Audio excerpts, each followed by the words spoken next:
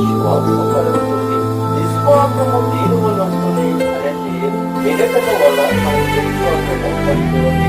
రెండవదిగా దేని వల్ల మనకి మారుమనసు కలుగుతూ ఉంది అంటే మనకి దేవుని యొక్క వాక్యము వినటము వలన మనకి మారుమనసు కలుగుతుంది. చాలా మంది అంటూ ఉంటారు, అయ్యా మేము మారుమనసు రావడం కొరకు మేము ఏరొక ప్రాంతానికి వెళుతూ ఉన్నాం, మాకు మారుమనసు రావడం కొరకు ఏరొక సంఘానికి వెళుతూ ఉన్నాం, అక్కడ మేము ఉపవాసం ఉంటున్నాము, ఏరాలు నలలు పొందుకుంటున్నాము, ఉపవాసాలు ఉపవాసాలు ఉంటున్నాం, నెలైనా రెండేళ్ళైనా 3 నెలలైనా కూడా మారుమనసు వచ్చేంత వరకు కూడా ఆ సంఘంలో బయటకు రామని అని చెప్తూ ఉన్నారు.